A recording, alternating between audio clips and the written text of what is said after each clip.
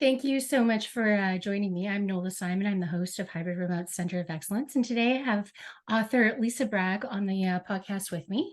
She wrote a book called Bragging Rights, and that's probably something that her parents didn't actually ever determine. I'm assuming it's a maiden name, right? Or is that your married It's name? my name from the get-go. Yeah. Sorry, I made an assumption there, and I'm like, wait a minute, I should actually ask.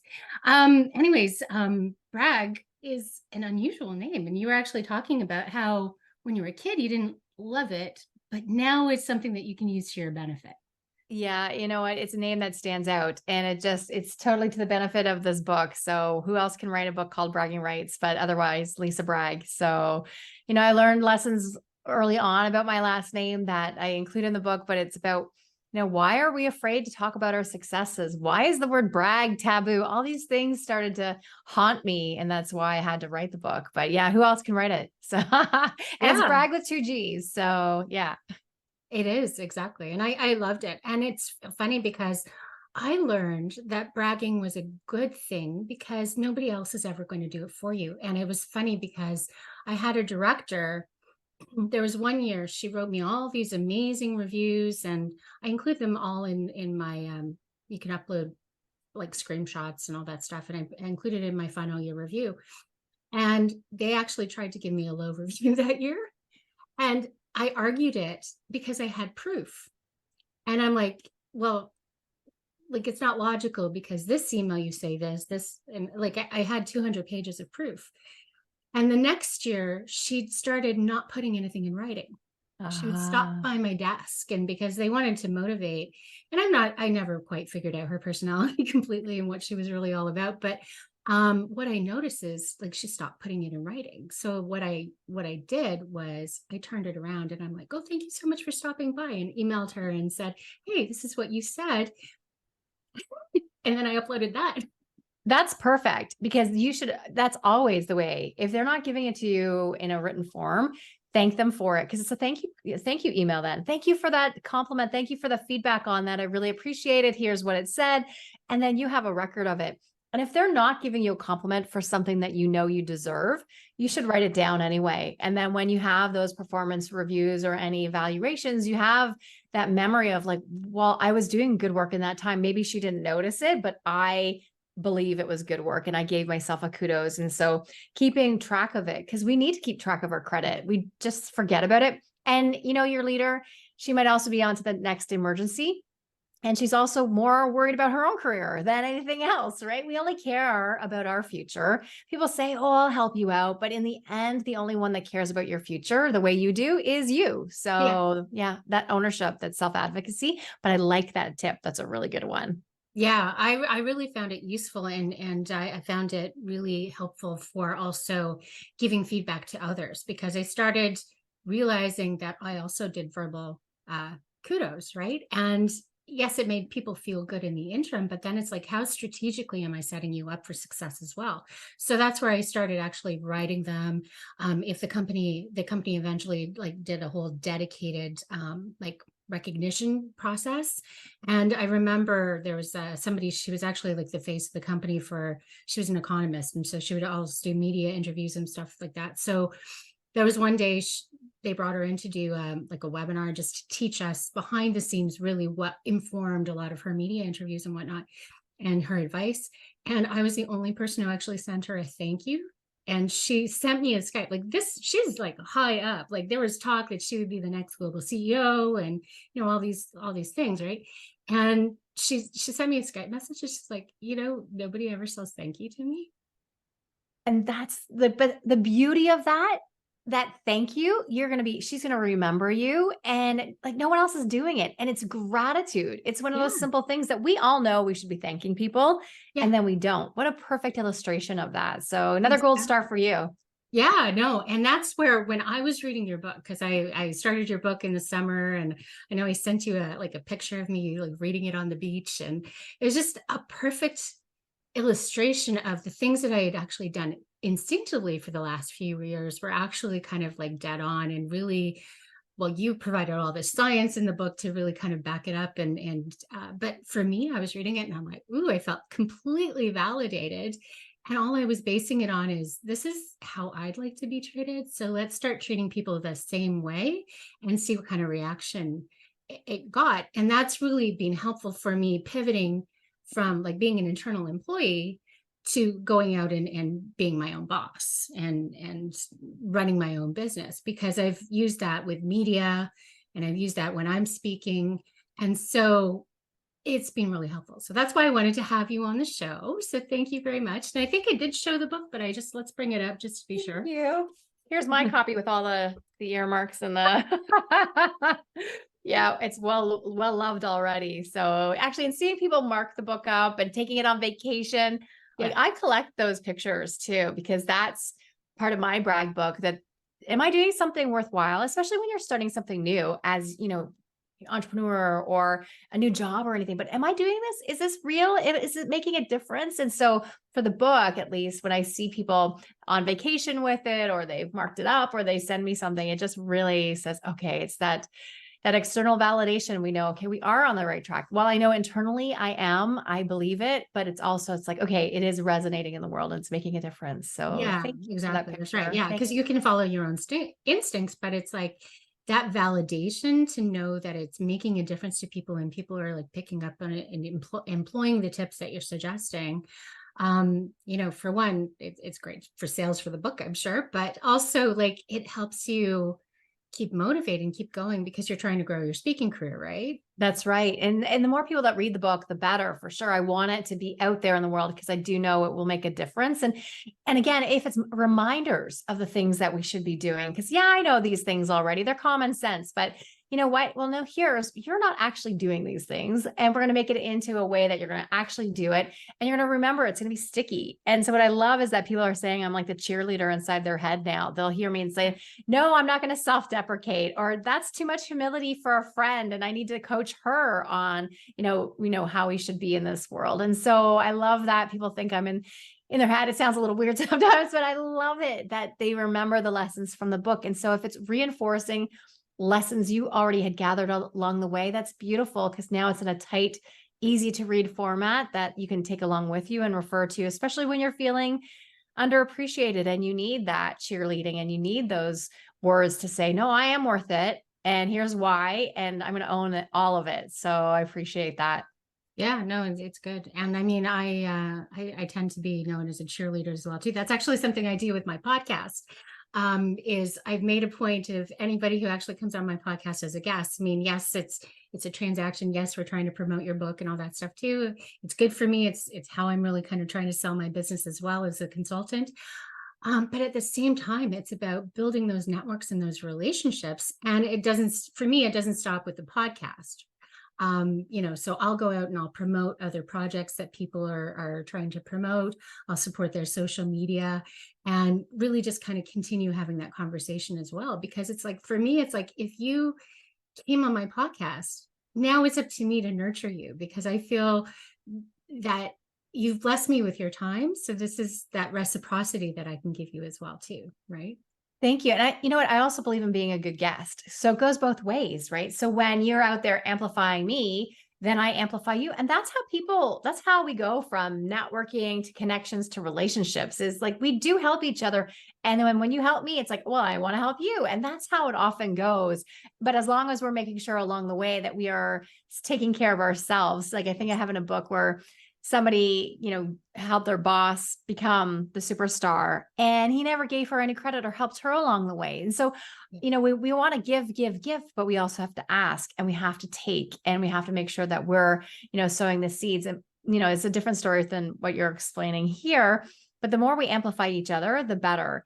And I think that we need more voices in the world to be here, for more people to be heard and seen in this world. So I think it's a great work that you're doing. Yeah, well, thank you. I like it. And you're right. I mean, not every guest will actually even share the episode. So that's interesting as well too. Like I did one, he had a goal of being a guest on 50 podcasts, and it's like, oh, great. Okay, be on my podcast. So we did that, and it was a great episode. And the only thing he's done is actually even like the post. And I guess that's good. But at the same time, I'm like, I was a little stunned. Wow. Because you know why? Yeah. I really believe it's about being a good guest that we Yeah. need to share, because you're sharing me with your audience. And then I want to share your work with my audiences. And that's how good work spreads, is that we have that sharing. And so often people think, well, I'm on the show and I'm off to the next thing. And we forget. We Yeah. forget about the time that we put into this, that we're spending time together, that we were preparing or thinking about it. And then we just jump to the next thing. And that doesn't honor where you are. It doesn't honor the time you spent in it. So that's why anything you do, make sure that you produce the content, but then amplify it. So often we're always putting out new content. And that's why I caution people about social media. People think they have to post something new all the time. It's like, no, actually, a lot of people now, they'll just post the same thing over and over again. They might have a rotation of 10 things that they'll post, and then they'll switch the headlines. There's more and more podcasts now that are, and I, if you're just in the news stage, that's one thing, but they are just repeating. So one I've just started listening to, I'm like, oh, but that's also the episode from 2020, and they're putting it out again in 2023. They might change the headline a little bit, but it's the same thing as long as it's not dated content. So you want it to be evergreen. Yeah. Like the work we're doing here, it's going to be evergreen. It's going to last for a long time. And so you'll just put it out again and again. You don't have to constantly have new content nowadays. You just have to nurture the content that you've done. So we have to remember that when we're putting anything out new. If you're going to write an article, make sure you amplify it that day, that week, that month, that year, then the next year, and on its anniversary, and so on, so that it keeps getting some life. As long as your ideas are still valuable to you and you want them to be amplified, then go ahead and reuse, and repeat. Yeah, I actually had somebody on, she's a journalist as well, like a freelance journalist. And so what we did was she wrote an article about me because I was telling her some work stories, and I had her on the podcast, and then we cross-posted. But part of what we were talking about is actually how to repurpose. And so she has a whole automation system where, it kind of creates automatically in Trello for her, and she pulls in AI and just automates the whole process too. Like, it's really super smart because you're never stuck for those ideas. Yeah, that's the thing. Don't get stuck on the ideas. Just keep putting things out there, and they'll stick in what matters to you. And also look back and see what the red thread is. But definitely go listen to that episode. Make sure you have that in the show notes. Yeah, definitely. I can pull that in. So one question, I remember something from the book. We were, one of the chapters was about building those relationships. So that's sort of like where we're logically coming to, is we're talking about that amplification. So that's actually something I wanted to ask you. I've noticed that for the work that I do, so in terms of hybrid remote, the future of work, the people who really get the most amplification of that message tend to actually work for companies. They're not consultants, right? So when I'm doing the work that I do, I've actually put it out there to say, yes, I can run this as an individual consultant, but could we actually amplify the message more by working as, like, if I come to work for you as an employee? Right. And that's interesting because you're amplifying and working with the brand to get access to a stage that we wouldn't necessarily have. Do you think that that's a logical? So you want to work internally as a part of a team, and then also while you're promoting your own brand on the side. Is that what you're saying? No, Oh, no, I'm saying that I could do either. Right. So for the right company, if they were to approach me, I could do that internally as an employee. So example would be like Darren Murph of GitLab, or, Annie Dean of Atlassian. You may have seen an article that she wrote last week. It got like 2,400 views, or actually like reactions on LinkedIn. So probably well over 1 million views. But part of the reason that she gets such an amplification of that message is because she actually works for a brand. yeah. Yeah. And the brand helps support it and gets it out there further. It's also, what is LinkedIn's algorithm today, right? What are they promoting? And of course, they want more corporate sponsorships. They want more corporates to say, we should all have LinkedIn Premium. And so that also helps how the algorithm works. Who's it coming from? Is it coming from somebody who has a direct sales message or an indirect sales message? And so it's all so much a big game. But when you have a big platform because of a corporation, it just really helps to get your flywheel going and that amplification. It also matters if it's B2B or B2C, right? So who's she trying to talk to in this? And then, of course, she'll have her people who are automatically reposting it because it's Yes. part of their job. So Right. like that's the engagement piece. It's hard to sit on the sidelines sometimes and see that people can move up so quickly in the algorithm and other people. It's every single person is a hard win, and you appreciate every single person who's engaging with your posts. So you know what? It depends on if the corporation that you'd sign on to would give you platform to This amplify is the your point. voice. Yeah. Yeah. Because sometimes it takes time for them to say, well, who are we going to choose to amplify? And that's where a lot of corporations are now looking to say, well, we don't want to have these hero employees. We want to make sure lots of people have profile, where before they were giving, it'd be that one CEO they'd give tons of profile to, but then we would see him or her they'd have a big misstep and then be out. And then they've put so much time into building their profile. So of course, they still build the profile of CEO, but they're also looking to say, do we want to do that for everyone? Or do we want to just have really select employees? And what's the cost?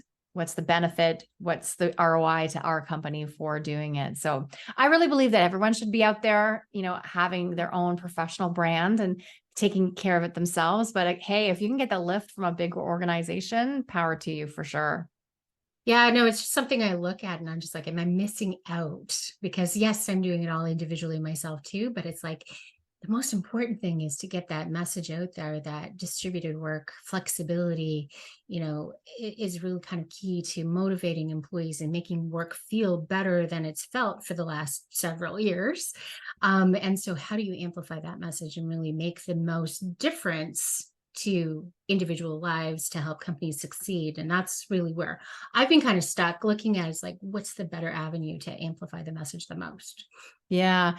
You know what? Then that's a big question is, do I want to be employed internally or do I want to still be an external consultant? Like that's a really big question. If you're employed internally, then really your content is either for your future self or, it's actually always for your future self, but it's just showing your thought leadership. You're not asking for a sale, where when you are your individual employer, like you are a consultant, then you will have to ask for a sale, and you do put those marketing messages out there. So it just depends. I think it's just how much time do you have on either way to do more and more content and amplify that content again, over and over again. So yeah, it's a good question. It just depends on if you're tired of the entrepreneurial slog, the roller coaster of it all. Yeah. Well, and you've been doing this for a while too, right?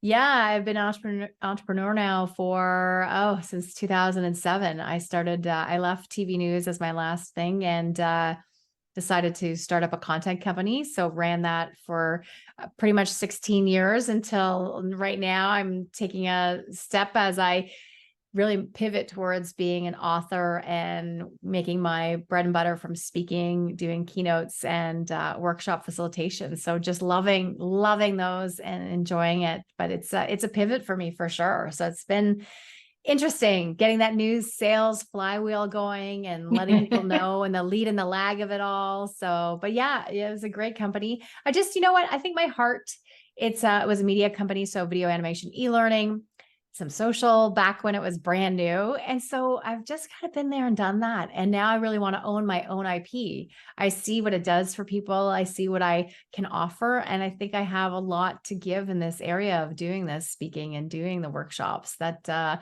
I even have another book percolating. So it's Oh like, yeah. I have to amplify this one first as I wag my finger, if you're just listening to it, at myself, just to make sure that I actually give this book the love it actually deserves and needs. So You have the best social media. I have been really admiring the posts that you put out, both to support the book and to support other people.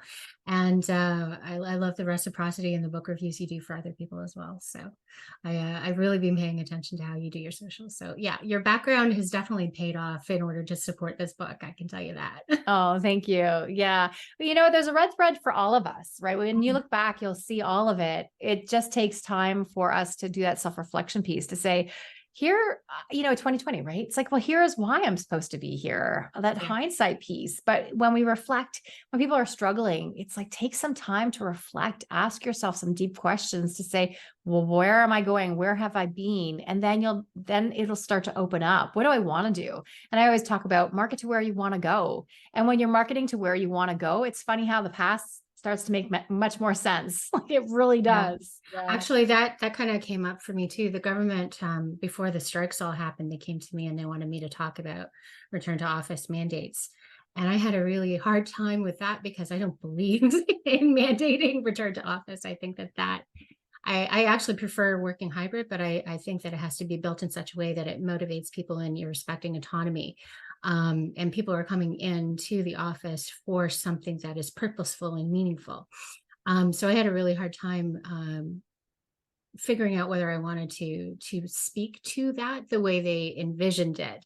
And the only way that I could really do that, bring myself to do it, was really to tell my story. Because if I had not been subject to a return to office mandate in 2013, I wouldn't be doing the work that I do now.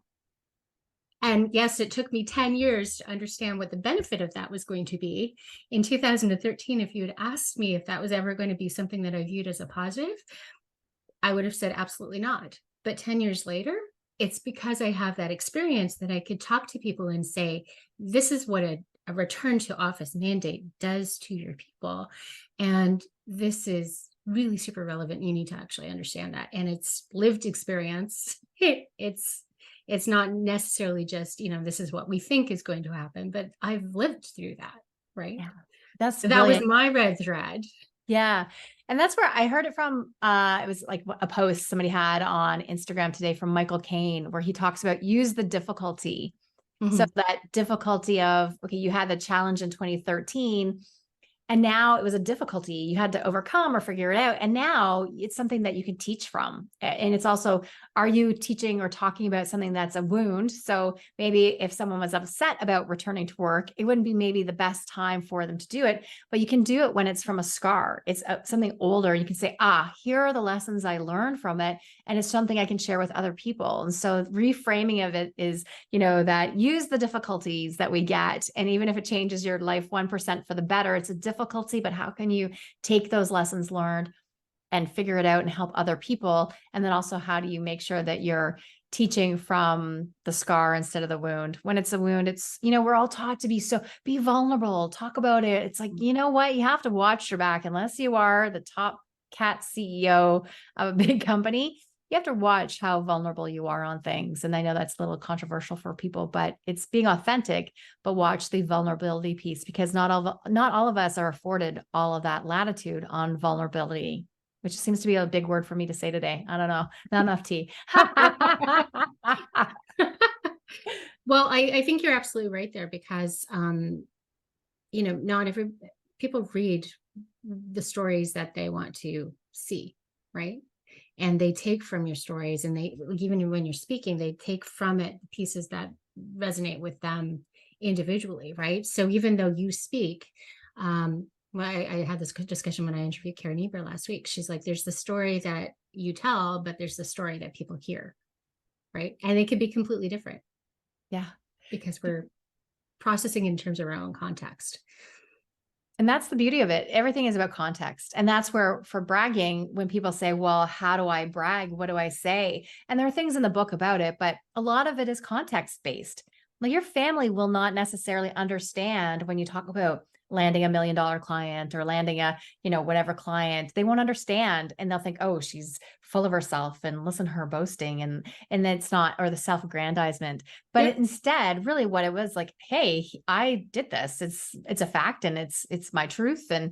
But they're just not in the same context. In the book, I talk about Dee Dee Taylor Eustace, who she works with super yachts. And so they're all talking about super yachts. And when you see these super yachts on LinkedIn, wow, these are the super yachts that you imagine. But when they're talking about them amongst themselves, it sounds like they're just talking about it. But if you're listening in, wow, it sounds like, here are some really people who are so full of themselves and there's no way of winning. So it's all context based. I'm not part of that community, but they are. So that's where it's all individual and context.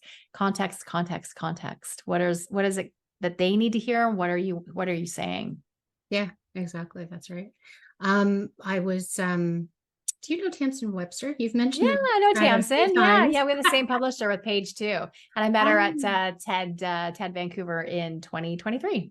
Ah, okay. Yeah, no, it's funny because you mentioned her a few times and I'm just like, oh, I love that book as well too, because I think again, that's that theme of storytelling. And the other thing I'm noticing in the way that you talk as well too is I took an akimbo course called the Story of Telling, which is by Bernadette Jiwa.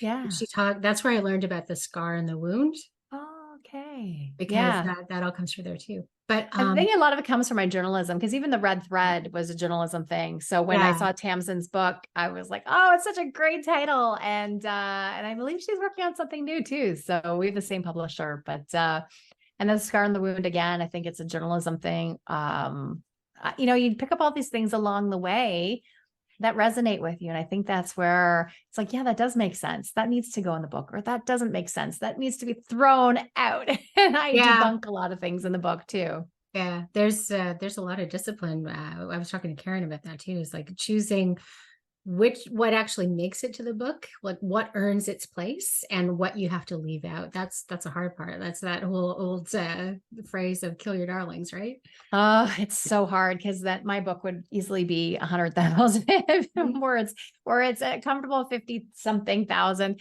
And my next book is going to be even shorter. It's really honing in on what do you want to say and what do people need to take away from it instead of making it really something that's really long and cumbersome and not actionable, right? It's how do you Yeah, help a book be actionable, especially in this style of book that Karen and I and Tamsin have. yeah. Well, and it's people have short attention spans too, right? So is a bigger book that people don't actually finish reading really serving your purpose? Mhm. So you're really curtailing it to the audience and the reality of how people work today. So Yeah, and does it even need to be a book? So that's right. that's always a question. Like, does it need to be a book, or is it something else that's, you know, different in this new world that we're coming into? What is it? I don't know yet, but I do love having the book as I hold it up. So Yeah, no, I think having a book, honestly, building my podcast is, I had talked to, actually, I interviewed her too. She actually used to work for Page Two. Amanda Lewis used to be an editor. oh yeah, yeah, yeah. Yeah, exactly. And she's awesome. But I had talked to her early on about whether it served my business to actually write a book. And it's funny because she talked me out of it because she's like, it's not evergreen enough. Like your message isn't evergreen enough. And what is this conversation actually going to be like 2, 3 years from now? And so I've really, in part, been building the platforms that serve me well for when I do ever write a book. So that's not actually something I've told anybody before. So kudos to you for getting it. But that's the thing. It's about platform. How do you make sure that you have a platform that will help to sell your book? Seth Godin talks about it a Yeah. lot, is having the platform. Because you know what? So many of us build things and we think, oh, okay, there it's done. And somebody else is going to find it on my small piece of the internet. It's like, no one is going to find anything. No one's going to find you unless you are out there letting the world know about it and talking about it and giving it love and attention. And so that's the challenge, building the platform. For me, I had an okay platform, but it's nowhere near what it should have been. And so what my platform, or the people who follow me and engage with me, it's very sticky. They are highly engaged and I love that. But I don't have 100,000 or 1 million people following me. And so for me, it's the book is part of my platform building. And as I go to get the flywheel going, and then it's also being very dedicated to something instead of just saying, okay, well, it's done and I'm leaving it behind, or never going to get to producing content of some manner, of some sort of robustness, like your podcast series, right? Like it's having that something that's robust that you're going to commit to is the critical key, no matter what it is: book, podcast, magazines. Dory Clark, I think it was, she wrote an article every day for a year to get her platform, to get her platforms really going. So Yeah. it's what do you want to do, and that you're actually going to take that medicine or do those reps and actually follow through with them. Cool. Yeah. So you've mentioned TED a few times. Have you actually done a TED Talk? No, I haven't. I've done several things around doing TED Talks, and I guess I should. I actually had one of the first TEDx licenses in Canada. I was the second. We had the second TEDx, but I had the first TED license. I don't know why I'm proud of that, but it's so TEDx in 2009 was a big thing for me, and we had to beg people to be on our TED platform. It was unbelievable. Nobody understood what it was. They Yeah. didn't get the format. They didn't get how short it was. And so that was interesting. And then I've now I attended TED Women in 2021. And then I got to do a 2-minute speech from off the stage where I gave the thesis of the book. And I had so many people come up to me after, including Karen, who you've mentioned, and say, this is worth a book. There is something really there that you should follow through on it and make it happen. And then I had the fortune of going to TED in Vancouver this year. And then I just came back from TED Women. So that's probably why the buzz of all TED. I just really believe in the ideas worth sharing. There are so many ideas, and we need to help people share their ideas and be confident and courageous, more about courageous than confident, to tell their stories and to share, because that's the way we're going to change all of this and hear from those new voices instead of hearing from so many mediocre voices. Yeah. The thing I like about TED is the shortness and the discipline too, because anybody can tell a really long story, but it takes that discipline to really tell a story that's short. Yeah. Yeah. So I did just close a window that said, do your TED application. So I have to figure that out. So at the TED Women, they had a lot of people who have TEDx's, so could get on a stage that way. But I think I also have a unique, bigger idea that could really swim in the TED platform directly too. So it's one of those things that's on the list. I have to get it out there. And I know being on the TED platform really does great things, because that's for Karen Eber again. Her TEDx talk is now doing so well and has, I think, hit a couple of million, if not for sure a million, or a couple million soon. Yeah. Well, and the thing that I didn't actually realize that she shared with me is she actually used Paul Zach's, who's a trust expert, but he actually has software which is called immersion software. Have you come across that? No, please. So you can actually run a story through immersion software and understand how that story is actually going to be received by the audience and where you have to kind of tweak it. And yeah, so she ran her TED talk through the immersion software. So you may want to talk with her about how that works, because that's what she attributes actually getting on the TED platform itself. There you go. See, it's all of us sharing these tips and tricks and all the things to make it easier on ourselves instead of making it harder, or thinking, well, that will never happen to me. It's like those things. So thank you for that. I will definitely connect with her on that. And I mean, it's the strangest things too. So like, I'm sure you're familiar with Nancy Duarte. Yeah. So her TED talk, which was amazing, and I love that TED talk, but even she was critiquing herself, because she did that. She got amazing results and amazing reactions, but her slides were the wrong size. And because that's when they had just pivoted to different size slides. Yeah. And she was mortified because because she was helping them with slides for a long time. So that they must have gone to 16 by 9 by then. But exactly, that's right. It was right in that window, and there's some kind of like communication, but so like, you could be the best of the best, you could be the specialist, you could be the person who taught Steve Jobs to storytell, and you're still going to have a flub, but you still end up on the TED platform. And I think that's part of it, is letting people know that things aren't perfect. And that's where, for when I give speeches, I'll say, like the last one I did, I dropped my clicker. I dropped it and I just like bent down and I picked it up, and I didn't even mention anything. And then probably about 10 minutes into it, I said, we ruminate. And I said, I'm going to go home and I'm probably going to think about how I dropped my clicker. And it's going to like, why did I drop it? And I showed that being less than perfect, the imperfection of it all can actually add to our storytelling and adds color. And so, but nicely, somebody came up at the end, said she loved how smooth it was. And so brought it up, that the reinforcement of like, it's okay that we're not perfect. And when we model that for each other, of course, when we need to be perfect, we need to be perfect. But, when we can say, hey, we have help along the way, or here's how to do it, or I'm not perfect, then we can actually model and help each other and show the milestones, the moments, and not just the milestones, moments over milestones. And so it gives you permission to also have a little more fun than worrying about every single piece of it all. And did I flub something?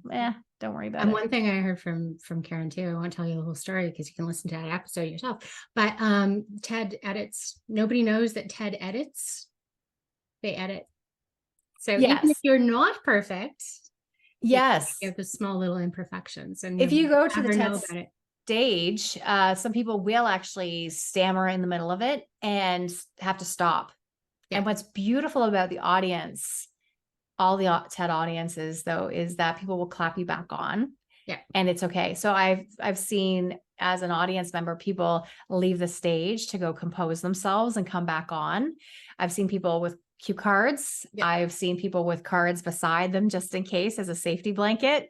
And I've seen people stop to take their water, and it's okay. And the audience allows it. And the thing is that they clap you back on. And in the end, the beautiful product that it is, there was even a woman who had to go and do her whole thing again because there was a mic rustle in something. So they made her do it at 7 o'clock in the morning the next day. So I don't know how her energy was for that, but we're humans having a human experience. And so just even if it's your own thing, you flub, like listening back to this, I'll be like, oh my goodness, how many flubs, or I use the wrong word. It's like, no, just give yourself a break so you can continue on and have another step of courage to get to where you want to go.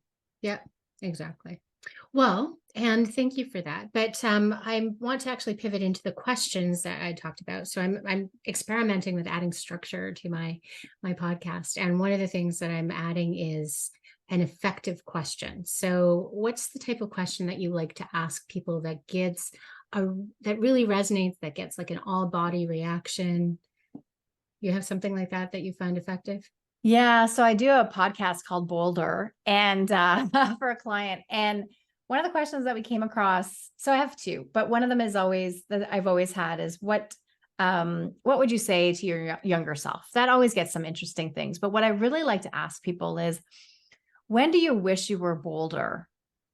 So that time when you wish you had been bolder in something, because people then reflect on, well, I was the bystander when somebody was, now that I know about racism, now that I know about sexism, now that I know about ableism, I was that person that stood by, and I wish I had been bolder in that moment, but I wasn't. And then they'll tell the story, and it's like often stories that they haven't told before. And I'm like, oh my goodness, like that's so hard and so beautiful to see how far you've come, and that, the regret, the lament, but the growth from it is something really interesting to hear. So that's really when do you wish you were bolder? Yeah. That's a good question. I love that. Yeah. That's Yeah. really interesting. That's good. And the other question is, what's your vision for the future? What's your favorite vision for the future? So like as an outgrowth of the work that you've done now, out of the outgrowth of bragging rights, you're speaking, if we go 10 years, 15 years, 20 years in the future, what's your favorite vision? This is very much for me. I want to have more and more people in my brag book saying, thank you for the difference that you made.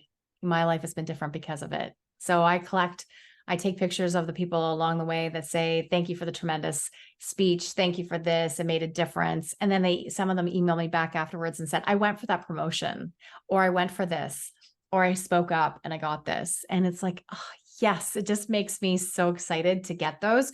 So I would love to still be getting them 10, 15 years out. The book is not dated. It mentions LinkedIn, I think once, but it doesn't mention all the social media platforms. It has that longevity. So I would love if somebody even tucks it aside and keeps it along on their journey and keeps coming back to it year after year, I would love that.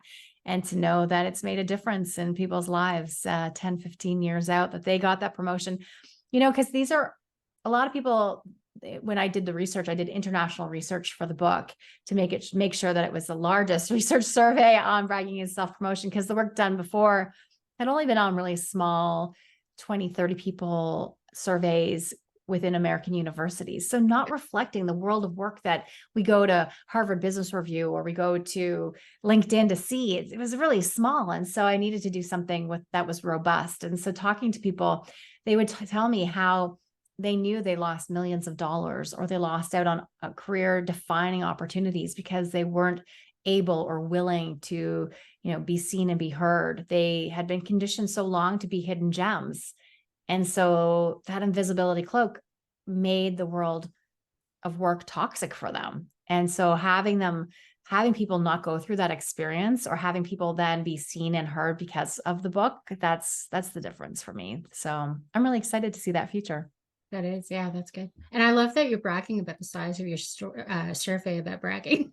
I have to stand in when I say I did the largest survey on bragging and self-promotion. I have to stand in it. That gives me like the, because I Yeah. was like, are the academics going to come for me and find me out? And it's like, no, I have the charts and I have all the beautiful stuff behind it, the qualitative and the quantitative, but it's like to stand in that and say, no, I did that. And one of my friends who does a lot of research, she said, that's a substantial one. It's when you only have 50, 80 people, that's the smaller ones, but people still go in the media with those small surveys. And so mine continues to grow, and I can't wait to, if anyone's interested, it's still on my website. And a lot of people found it quite introspective. They appreciated the questions to challenge themselves about what they thought culturally and personally about bragging and self-promotion, because there's a lot of stuff along that. And as you know, because it's in the book. Yeah, no, very much so. One thing I think we have universally in common as a society is everybody talks about imposter syndrome. I actually experienced that when I went through that storytelling course with Akimbo. It's the first time I'd ever been part of like a chat waterfall. If you've been part of a platform where you have like thousands of people actually put in comments, that's what a chat waterfall is. And every single person was talking about not being good enough. They were all felt like imposters. And I'm like, building this kind of brag like repository and getting more into the habit about telling those stories isn't necessarily for other people. It's for you.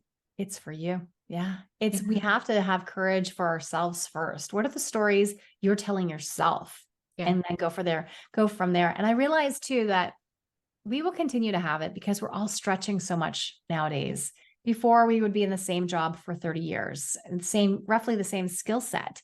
But now, the last research was about 4 to 5 years, we have to upskill and change. And I bet it's even less now that we have AI knocking on our door of how we have to change. And so, of course, we're not settling into things and doing the same thing on rote. It's like we're trying something new.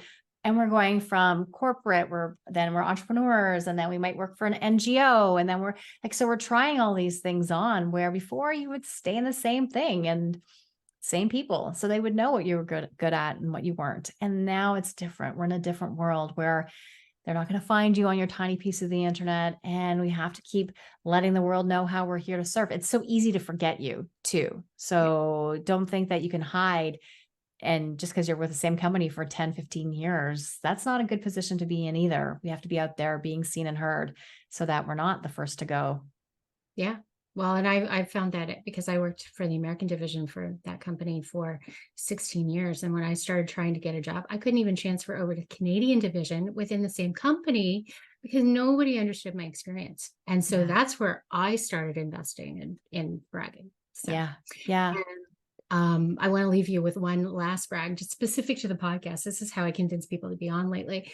On Good Pods, they have good podcast discovery, right? So they create lists, and you can rate, review right in the profile. But they also have like badges that you can get, and so I'm hanging out on their top 100 podcast list right beside Adam Grant. So that's my brag. Does that actually mean anything? Bravo. And everyone listening should go help Nola out so more people can hear the podcast by rating it on whatever platform you are on.